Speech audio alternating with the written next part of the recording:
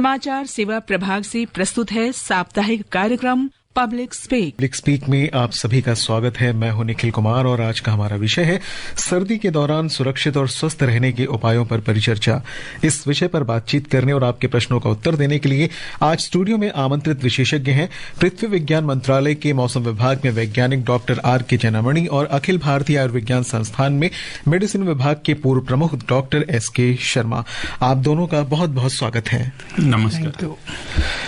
जनामणि जी, शुरुआत आपसे है, हम जरूर करेंगे। सबसे पहले यही पूछेंगे कि फिलहाल सर्दी की क्या हाल है, लेकिन अपने श्रोताओं को ये बता दें कि अब हमारी फोन लाइंस खुल चुकी हैं। आपकी कॉल्स का हमें इंतजार है, जिसके लिए आप हमारे स्टूडियो के नंबर 0112331444 और हमारे दूसरे नंबर 23421050 पर फोन करके प्रश्न पूछ सकते हैं। आप हमारे Twitter handle @AIR News Alerts पर भी #AskAIR के जरिए अपने क्वेश्चन पोस्ट कर सकते हैं। श्रोताओं को बता दें कि ये कार्यक्रम हमारे mobile app news on AIR और दूरदर्शन की DTH सेवा पर भी उपलब्ध है। जनामणि जी, सबसे पहले मैं आपसे यही जानना चाहूंगा कि भारत में अगर हम बात करें उत्तर भारत में ठंड की कैसी स्थिति है इस वक्त, क्या माहौल है ठंड का? नहीं, देखिए, आज अगर हम बात करें पर्टिकुलरली तो आज जैसे जो जनवरी का जो फर्स्ट वीक है ऑलमोस्ट कंप्लीटिंग जी, तो रात का तापमान में ऐसे कोई गिरावट नहीं है, लेकिन दिन का जो तापमान है जैसे दिल्ली में 15 से 17 डिग्री आज रिपोर्ट किया गया और उसी के साथ साथ उत्तर प्रदेश, पंजाब, हरियाणा, सारा उत्तर भारत में जो ठंड का दिन ये रहा है और तापमान बहुत कम है। तो ये जो ठंड का स्थिति है, तो लेकिन रात का तापमान अभी भी 8 से 10 डिग्री तक है, यानी नॉर्मल है, लेकिन दिन का तापमान 5 से 6 डिग्री बिलो नॉर्मल है जी। डॉक्टर शर्मा, ठंड का मौसम ये माना जाता है कि सेहत बनाने वाला और खूबसूरती को बढ़ाने वाला मौसम माना जाता है, जैसा कि हम अपने बुजुर्गों से सुनते आए, लेकिन मेडिकल इस बारे में क्या कहता है, किस तरह का मौसम ये है और अपने स्वास्थ्य को बेहतर बनाने के लिए हमें इस मौसम में क्या करना चाहिए? देखिए, वो जो आपने बोला वो सही है, माना जाता था, वो पास्ट टेंस हो गया एक्चुअली अब। और स्पेशली अभी दिल्ली में जो प्रिवेलिंग सिचुएशन है और हरियाणा की तरफ से जो क्रॉप्स रेजिड्यू जलाए जाते हैं, अक्टूबर एंड और नवंबर बिगिनिंग में शुरू होता है। एयर पॉल्यूशन इतनी बढ़ जाती है, जो हम इसको बोलते हैं AQI जी। तो इसके साथ बहुत सारी जुड़ी हुई बीमारियां हैं। आप इसको सिस्टम वाइज, ऑर्गन वाइज भी गिना सकते हैं, परंतु सर्दी के मौसम में टेम्परेचर कम हो जाता है और जो हमारी ससेप्टिबिलिटी है, जिसको बोलते हैं कि इन्फेक्शन होने के चांसेस बहुत ज़्यादा हो जाते हैं दोनों एज ग्रुप में, छोटे बच्चों में भी और बड़ों में भी। बड़ों को मैं डिवाइड करना चाहूँगा 2 में जी। एक होते हैं बीमारियों के साथ, एक होते हैं बीमारियों के बिना। आप इसको जैसे कोमॉर्बिडिटीज अगर हैं, डायबिटीज वगैरह, हाइपरटेंशन, उनका अलग से ध्यान देना है। और जो बिल्कुल स्वस्थ हैं, यंग, वो थोड़े डिफरेंट टाइप से हैं, उनका थोड़ा body resistance, immune system better working होता है। और बच्चों का, छोटे बच्चों का इम्यून सिस्टम डेवलप हो रहा होता है, तो इसलिए ज्यादा चांसेस होते हैं कि इनको इन्फेक्शन हो जाए जी। इस बीच हमारे आज के पहले श्रोता जुड़ चुके हैं ओडिशा जाजपुर से पद्मलोचन मोहंती। पद्मलोचन जी, कार्यक्रम में आपका स्वागत है, आपका प्रश्न पूछिए। जी, दोनों एक्सपर्ट को मेरे नमस्ते। नमस्ते। और मैं यही पूछना चाहता हूँ, आजकल जो सर्दी मौसम में हम लोग को क्या मेडिसिन प्रिकॉशन क्या लेना है और मेडिसिन का नाम क्या है जो उसको लेने से हम कम से कम ठंडे से बच सकते हैं और धूल कोहरे से भी हमारे को प्रोटेक्शन दे सकते हैं? डॉक्टर शर्मा, देखिए, एक्चुअली ये बहुत ही जनरल टाइप का क्वेश्चन है कि क्या प्रिकॉशन लें। गोली कोई ऐसी है नहीं, नंबर 1। नंबर 2, मुझे नहीं पता आपकी उम्र कितनी है। ये जैसे मैंने पहले बिगिनिंग में बोला कि जो एज ग्रुप है, अगर आप 65 के ऊपर हैं, 60 के ऊपर हैं और आपको कोमॉर्बिडिटीज हैं, मतलब शुगर, ब्लड प्रेशर वगैरह की, तो आपको उन दवाइयों को लेना है। परंतु किंतु मैं ये बताना चाहता हूँ कि नॉर्मल आदमी का भी ब्लड प्रेशर बढ़ जाता है सर्दी के मौसम में, उस चीज़ का ख्याल रखना है। और फिजिकल एक्टिविटी बहुत कम हो जाती है और पोल्यूशन के चलते लोग बाहर नहीं निकलते।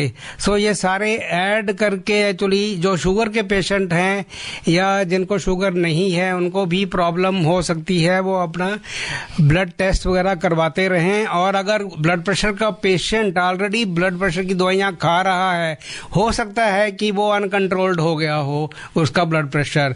सो रक्तचाप को रेगुलरली मापते रहना चाहिए और अगर जरूरत पड़ती है तो डोज आम तौर पे सर्दी के मौसम में बढ़ा दी जाती है और गर्मी में आम तौर पे ब्लड प्रेशर थोड़ा सा नीचे आ जाता है और डोज उसकी जो मात्रा है दवाई की वो कम कर दी जाती है। उसी तरह से ब्लड शुगर का भी, हाई ब्लड शुगर है उसको आपने उसको भी मापते रहना है, मेजरमेंट्स करनी है। आजकल पैचेस वगैरह भी आ गए हैं जो कंटिन्यूअस मॉनिटरिंग करती है, ब्लड प्रेशर के भी कंटिन्यूअस मॉनिटरिंग के एपरेटसेस आ गए हैं। सो बहुत सारी चीजें हैं इस संदर्भ में। और अगले श्रोता है राजेश अग्रवाल, देवास मध्य प्रदेश से। राजेश जी, आपका प्रश्न क्या है? हेलो जी, प्रश्न पूछिए आपका। हाँ, देवास मध्य प्रदेश से राजेश अग्रवाल बोलता हूँ। जी, सवाल क्या है? मेरा सवाल ये था, श्वास रोगी को इस मौसम में क्या सावधानी रखनी चाहिए? जी, डॉक्टर शर्मा। अगर कोई एस्टेब्लिश्ड केस है जैसे शुगर का तो उसकी फिजिकल एक्टिविटी कम हो जाएगी, तो उसको डाइट का कंट्रोल रखना है। आमतौर पे हमारे यहाँ कहते हैं कि गुड़ खाओ, गुड़ की चाय पीजिए और उससे शुगर नहीं होती। तो मैं लोगों से ये पूछना चाहता हूँ जो श्रोतागण हैं कि गुड़ और चीनी बनते किस चीज़ से हैं? वो तो उनका जो सोर्स है वो एक ही है, गन्ना। सो आप गुड़ लेना चाहें या चीनी लेना चाहेंगे, डज नॉट मैटर, बट आपको उसका जो है प्रिवेंशन की तरफ आपको उन चीजों का सेवन नहीं करना है। दवाइयां आपको नियमित टाइम पे लेनी है अगर आप शुगर के पेशेंट हैं। दूसरी बात मैं यहाँ और कहना चाहूंगा कि हमारा इम्यूनाइजेशन का प्रोग्राम होता है। एक कहते हैं हम अडल्ट इम्यूनाइजेशन प्रोग्राम और एक होता है बच्चों का। वो तो सभी को पता है कि बच्चों को आजकल वैक्सीन लगाई जाती हैं, बट जो बड़े लोग हैं जो जिनकी एज ज्यादा है या जिनको कोमॉर्बिडिटीज हैं, उनके लिए जो है वैक्सीनेशन निमोनिया की, फ्लू की हर साल लगती है।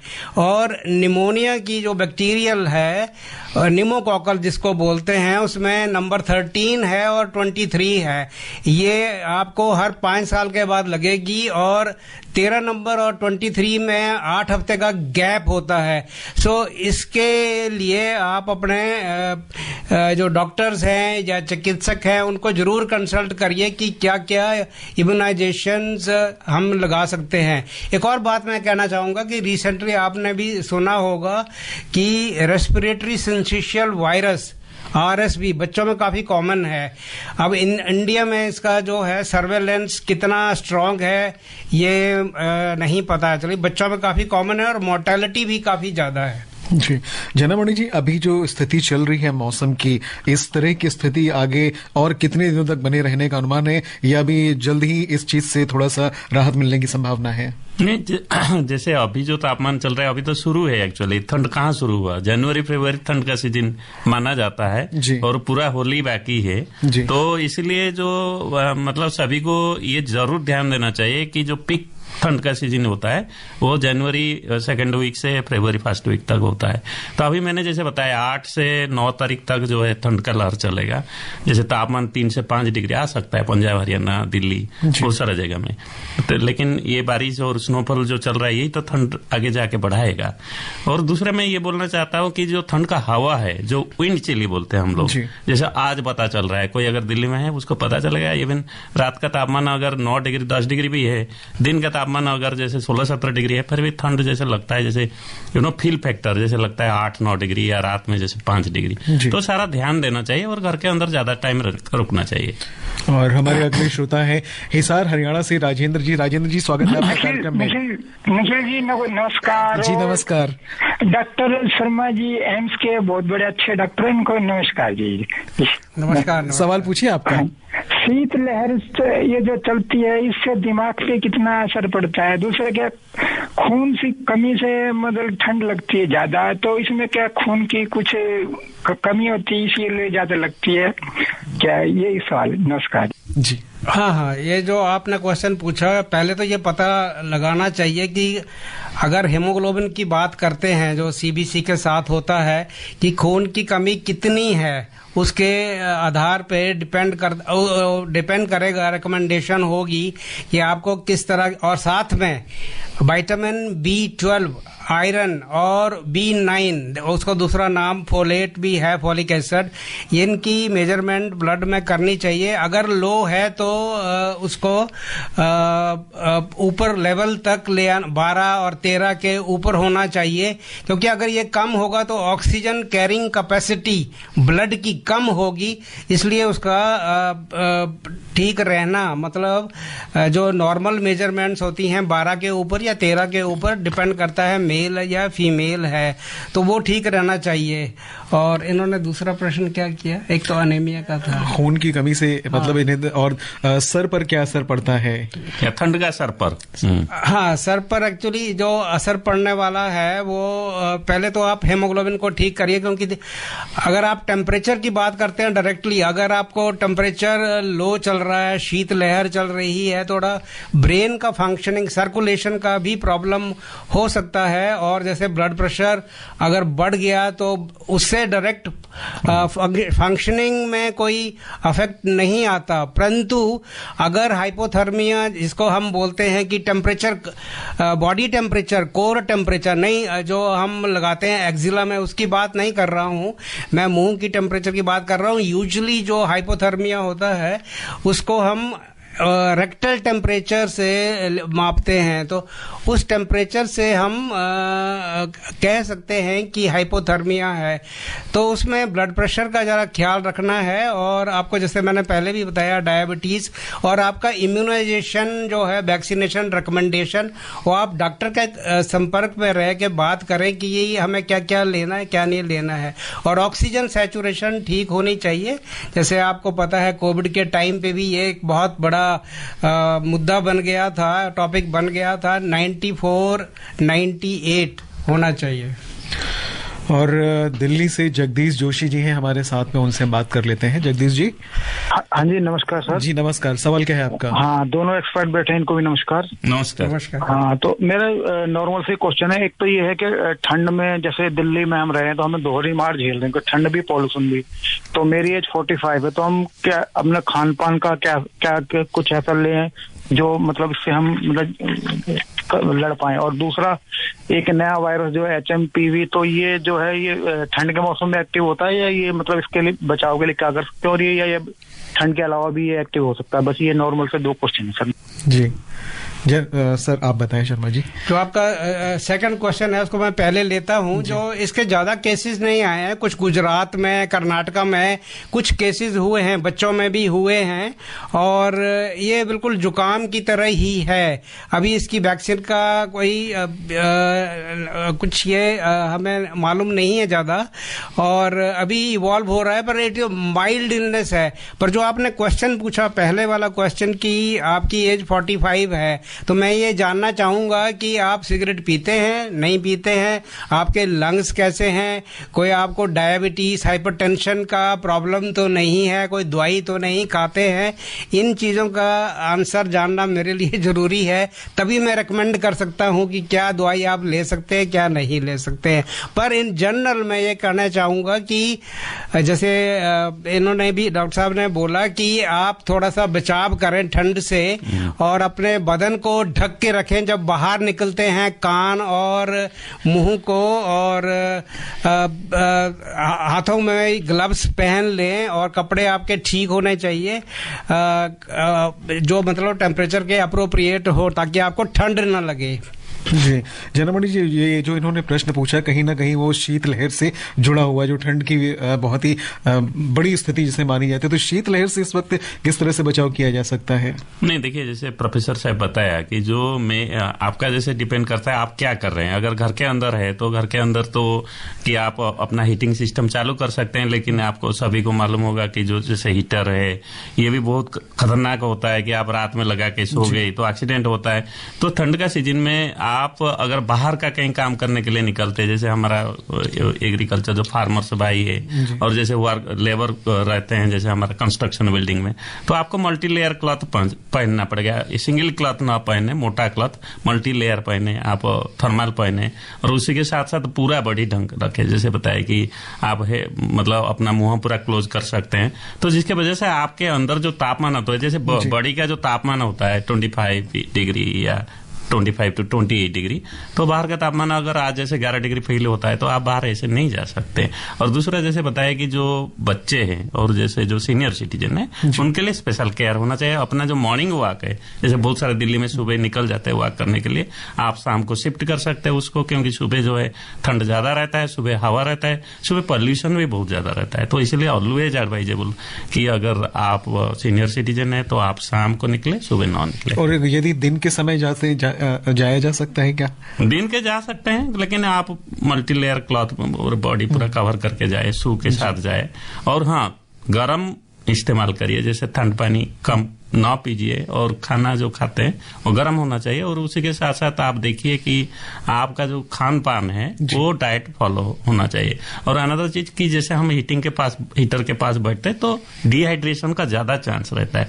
अगर आप कहीं जैसे हमारा जो इम्पैक्ट वेस्ट फोरकास्ट आया, जो अगर आप कहीं ड्रिंक्स करते हैं तो ड्रिंक्स करके बाहर ना बैठिए, क्योंकि वो बहुत डबल डोज होता है। क्योंकि आप ड्रिंक करके कहीं बाहर बैठ गए लंबा टाइम तो काफी मतलब इम्पैक्ट होता है, health impact. Avoid going outside after drinks. या जी, जयपुर से प्रमोद जी है फोन लाइन पर। प्रमोद जी, आपका प्रश्न क्या है? जी, मेरा प्रश्न ये है कि जो पानी इंटेक जो है ना कम लेते हैं जनरली, तो उसका क्या प्रभाव पड़ता है। दूसरा क्वेश्चन था कि क्या ये ठंड क्या एलर्जिक प्रॉब्लम है क्या, क्योंकि दो व्यक्ति सेम ही उसी मौसम में होता है, एक को ठंड लग जाती है उससे ग्रसित हो जाता है और एक पेट रहता है। Please doctor Sharma. देखिए, एलर्जी और ठंड से जो एक्सपोजर है, ठंड से तो आपको वायरल इलनेसेस वगैरह की ससेप्टिबिलिटी ज्यादा हो जाती, ज्यादा चांसेस होते हैं। और जो एलर्जिक रिएक्शंस हैं वो तो थोड़ा सा डिफरेंट होता है, सीजनल, आमतौर पे सीजनल होता है, जिसमें आपको भी पता होगा कि एलर्जिक रिएक्शन में नाक है, आंखें हैं, इनमें कंजक्टिवाइटिस की तरह आंखों से पानी आना, रेडनेस हो जाना और नाक का बहना और सोर थ्रोट होना। और इसीलिए एक्चुअली हम जो आपने क्वेश्चन पूछा रेलेवेंट है कि पानी कितना पीना चाहिए। पानी की मात्रा तो डिपेंड करता है कि आपका एज वगैरह कितना है, कोई इलनेस तो नहीं है जैसे कंजस्टिव हार्ट फेलियर वगैरह तो हम, और या किडनी का प्रॉब्लम तो नहीं है, तो हम फ्लूइड रिस्ट्रिक्शन करते हैं आमतौर पे। तो आपका अगर आप पहले ही दिखाते हैं डॉक्टर को तो उसमें लिखा होगा फ्लूइड इससे ज्यादा नहीं लेना है। परंतु नॉर्मल आदमी उसको जो है काफी क्वांटिटी में पानी लेना चाहिए, जैसे 2.5 से 3.5 लीटर तक आपको लेना चाहिए। और जो है उसको आप ये भी देख सकते हैं कि अगर आपको कोई कोमॉर्बिडिटी है, डायबिटीज, उसमें यूरिन बार बार आता है, इसका मतलब वो शुगर आपकी अनकंट्रोल्ड है, तो आप अपना चेक करवाएं, मेजरमेंट्स करवाएं। कृष्ण गुप्ता है कुशीनगर से, उत्तर प्रदेश से। कृष्ण जी, स्वागत है आपका, प्रश्न पूछिए। हाँ जी, नमस्कार जी। नमस्कार। और डॉक्टर साहब को भी नमस्कार। नमस्कार। नमस्कार सर, हमारी एक क्वेश्चन है आपसे।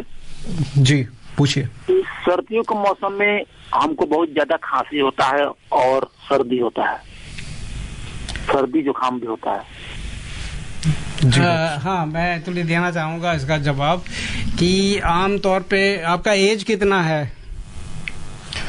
आई थिंक वो फोन लाइन से अब फोन उनका कट चुका है, लेकिन आवाज से लग रहा था कि 40 से शायद अगर आप मिडिल एज्ड हैं तो और सिगरेट पीते हैं, मुझे नहीं पता एक्चुअली पीते हैं या नहीं, इस पे डिपेंड करता है। अगर आपको रेस्पिरेटरी इलनेस कोई होती है सीजन में, तो इसका मतलब है कि अस्थमा टाइप की इलनेस होती है, जिसको हम बोलते हैं ब्रोंकियल हाइपर रिएक्टिविटी, कि आपके एयरवेज जो हैं, सांस की नलियां हैं, वो बिल्कुल आदमी के स्वभाव की तरह चिड़चिड़ी हैं, और जैसे ही आपका टेम्परेचर, एनवायरनमेंट का टेम्परेचर, एम्बिएंट टेम्परेचर जिसको बोलते हैं, वो नीचे आता है तो वो रिएक्ट करने लगती हैं और सिकुड़ती हैं, तो आपको खांसी होती है, नज़ला जुकाम की तरह होता है। इसको और एलर्जी को डिफरेंशिएट करना कई बार डिफिकल्ट हो जाता है, पर हर बार सीजन में होता है, इसका मतलब आपको एलर्जी की बैकग्राउंड है। दूसरी चीज ये होती है कि हम आम तौर पे फैमिली हिस्ट्री पूछते हैं कि पेरेंट्स को, ब्रदर सिस्टर को, किसी को इस तरह की शिकायत तो नहीं है, या ग्रैंड पेरेंट्स को किसी को नज़ला जुकाम वगैरह की शिकायत तो नहीं थी, तो वो एलर्जिक के तरफ ज्यादा जाता है। और इस मौसम में एलर्जी का जो है, क्योंकि इस वक्त एयर पोल्यूशन भी है, वायरल इन्फेक्शन भी कॉमन है, तो ये ट्रिगर्स होते हैं जो उसको एग्रेवेट कर सकते हैं, प्रेसिपिटेट भी कर सकते हैं। जनमणि जी, एक प्रश्न मेरे जहन में आ रहा है। अभी कुछ समय पहले तक जब इतनी ठंड नहीं थी तब भी हमें धुंध सी दिखती थी, अब कोहरा भी है। कई बार डिफरेंशिएट करना बड़ा मुश्किल हो जाता कि धुंध क्या है, कोहरा क्या है, या फिर ये पोल्यूशन का ही असर हम अभी तक देख रहे हैं। आप इससे थोड़ा सा क्लियर अगर करें तो बेहतर हो। बिल्कुल, मैं सभी श्रोता को ये बोलना चाहता हूं कि जो कोहरा होता है उसमें पानी का ड्रॉप रहता है। जैसे आजकल कोहरा का चादर चल रहा है, तो कोहरा का चादर जो है जीरो विजिबिलिटी लाता है। जैसे एयरपोर्ट में फ्लाइट रद्द होता है, फ्लाइट कैंसिल होता है, तो कोहरा में जो विजिबिलिटी बहुत ही कम होता है और पानी आपको दिखाई देगा पत्ता में गिरते हुए। लेकिन जो धुंध होता है, जैसे नवंबर में हुआ था, उसमें ज्यादा जो है स्मोग हम बोलते हैं। स्मोग मतलब ज्यादा जो पोल्यूटेंट है, पोल्यूटेंट जैसे सॉलिड पार्टिकल होते हैं, गैसियस होते हैं, तो जैसे वो क्रॉप रेसिडुअल बर्निंग जो पंजाब हरियाणा में होता है, उसी से ही आता है। लेकिन अभी जैसे जनवरी का आप जैसे आ रहा है, जनवरी सेकेंड वीक, तो धीरे धीरे हम कोहरा की तरफ से जाता है, क्योंकि कोहरा में ही ओनली जीरो विजिबिलिटी आता है, स्मोग में नहीं आता है पोल्यूशन में। अगर अभी की स्थिति थोड़ा सा भी पीछे जाकर के हम देखें तो इस बार देखा गया कि शायद पोल्यूशन का लेवल ज्यादा था, बढ़ा हुआ नजर आए, क्योंकि बीते दौर में नजर नहीं आता था। तो दिल्ली एनसीआर में इसके क्या मुख्य रूप से कारण आपको समझ में आते हैं? हाँ, ये एक अच्छा प्रश्न है। देखिए, दिल्ली ऐसा जगह है, ये लैंड लॉक है, ना समुद्र है ना कुछ ऐसा है कि, क्योंकि नॉर्मली समुद्री हवा जैसे चेन्नई है, बॉम्बे, कोलकाता है, वो भी बड़ा सिटी है, लेकिन वहाँ पोल्यूशन कम होता है, क्योंकि समुद्र का जो सी ब्रिज, लैंड ब्रिज जो है, उसको बैक एंड ले लेता है। लेकिन दिल्ली लैंड लॉक है, इसलिए जो आप चाहे व्हीकुलर हो, चाहे इंडस्ट्रियल हो, चाहे जो कूड़ा जला जाता है, तो यही रहेगा। क्योंकि विंटर सीजन ऐसा है कि जैसे मानसून खत्म हो चुका है, बारिश कम होता है, और हवा का जो दिशा और उसकी जो स्पीड है बहुत ही कम है। और इसीलिए दिल्ली में जो हर साल में आपको दिवाली के आसपास पीक पोल्यूशन देखा जाता है, और जनवरी के मिडिल तक उसके बाद फिर कम होता है। लेकिन ज्यादा पोल्यूशन यही बोलूंगा कि नवंबर एंड दिसंबर फर्स्ट हाफ में होता है। अभी जो दिखाई देता है इसमें ज्यादा कोहरा या पानी का ड्रॉपलेट है। और इस बीच गांधीनगर दिल्ली से हमारे एक और श्रोता जुड़ चुके हैं, धर्मवीर जी। धर्मवीर, स्वागत है आपका, प्रश्न पूछिए। निखिल जी नमस्कार। नमस्कार, गांधीनगर दिल्ली से बोल रहा हूँ। डॉक्टर साहब नमस्कार। नमस्कार। 2025 का पहले सोमवार का ये पहला कार्यक्रम है, सबको शुभकामनाएं। मेरे दो सवाल हैं दोनों डॉक्टर साहब से। पहला सवाल ये है, हमारा देश मेहमान नवाजी का देश है, जो भी घर आता है उसको हम चाय पिलाते हैं। चाय ज्यादा पिलाने से भी, चाय ज्यादा पीने से भी क्या कुछ डॉक्टर साहब नुकसान हो सकता है? दूसरा सवाल हमारे दूसरे डॉक्टर साहब से है कि डॉक्टर साहब कोहरा और धुंध में क्या फर्क है? सुनने में जाता है कोहरा जमीन के नीचे नीचे रहता है और धुंध हवा में तैरती है। कृपया हमें थोड़ा इसके गाइड कीजिए, धन्यवाद। डॉक्टर शर्मा, तो अभी डॉक्टर साहब ने बताया कि smog is a combination of smoke and fog. So इस वर्ड को फिर उन्होंने दो वर्ड जब कंबाइन हो जाते हैं तो उसको स्मॉग बोलते हैं। सो स्मॉग एक्चुअली बेसिकली अगर देखा जाए मेडिकल पॉइंट ऑफ व्यू से ज्यादा खतरनाक है, क्योंकि इसमें पॉल्यूटेंट्स होते हैं, छोटे छोटे पार्टिकल्स होते हैं जो स्मॉल एयरवेज में पहुंच जाते हैं डायरेक्टली, जिनका डायमीटर 2.5 मिलीमीटर मिलीमीटर से कम होता है, और लार्ज एयर में भी जाते हैं जिनका साइज बड़ा होता है 10 माइक्रोन मीटर डायामीटर। सो इससे प्रॉब्लम ज़्यादा, जो स्मॉग है, स्मॉग थोड़ा ज़्यादा खतरनाक है। एयर पॉल्यूशन भी उतनी ही खतरनाक है, पर जो टेम्परेचर जब से कम होता है उसका क्या इफेक्ट होता है, उसका इफेक्ट ये है कि आपकी ससेप्टिबिलिटी बीमारियों की ज़्यादा हो जाती है और आपका नाक वगैरह बहने लगता है। जैसे आजकल जो नया वायरस जिसके बात कर रहे हैं, मैं ज़्यादा नहीं बोलूँगा क्योंकि ज़्यादा केसेस अभी नहीं आए हैं। सो इस तरह की जो बाकी जो नॉर्मल फ्लू है वो उसके चांसेस ज़्यादा हो जाते हैं, निमोनिया के चांसेस ज़्यादा हो जाते हैं।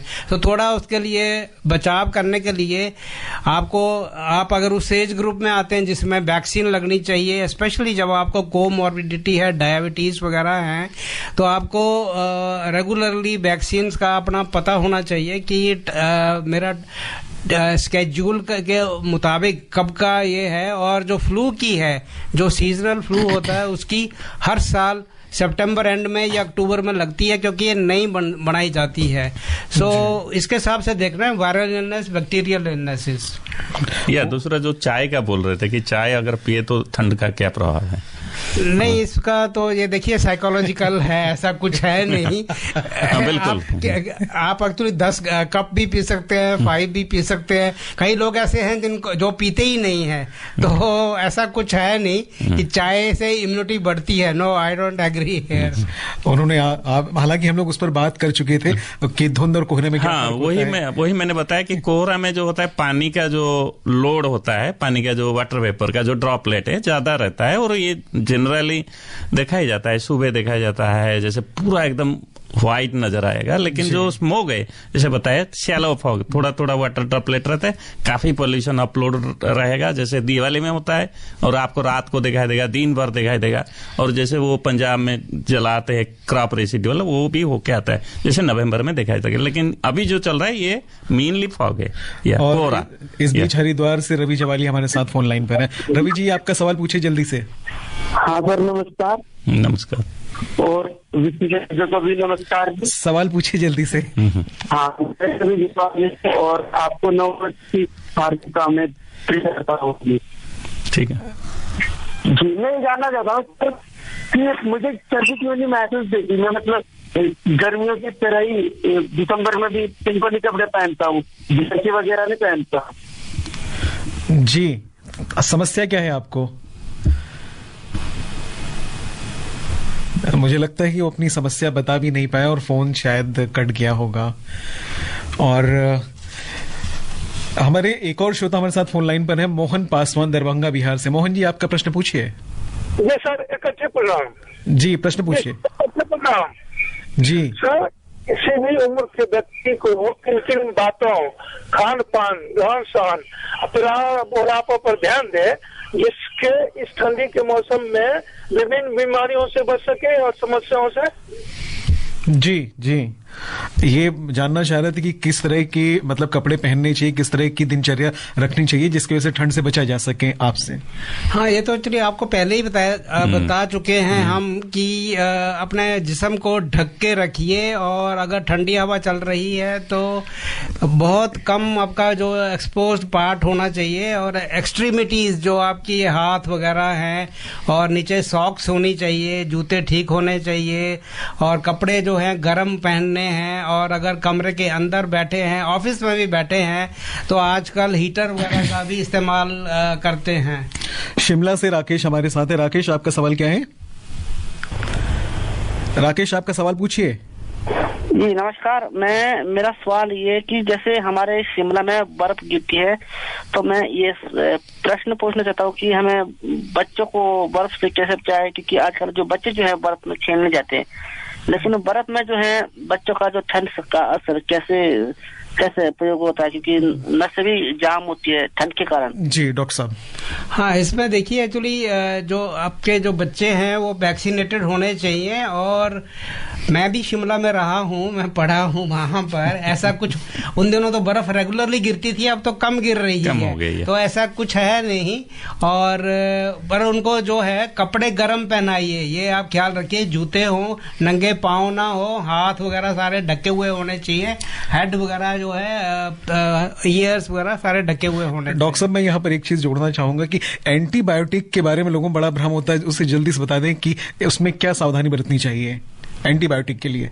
मेरा एक ही प्रश्न मेरा एक ही इसमें आंसर होगा कि miss use of antibiotics over the counter available drugs like azithromycin, please आप डॉक्टर को कंसल्ट करिए, क्योंकि अगर आपको एलर्जिक है या वायरल है तो एंटीवायरल लेना है, एंटीबायोटिक नहीं लेना है। जी, और श्रोताओं, इसके साथ ही हमारे पास अब समय बिल्कुल ही खत्म हो चुका है। हम धन्यवाद करना चाहेंगे डॉक्टर आर.के. जैनामणि जी का और डॉक्टर एस.के. शर्मा जी, आप दोनों आए यहाँ पर कार्यक्रम में शामिल हुए, आप दोनों का बहुत बहुत धन्यवाद। धन्यवाद। और श्रोताओं, अनुमति दीजिए निखिल कार्यक्रम संपन्न यहीं पर करने की, फिर मुलाकात होगी। नमस्कार।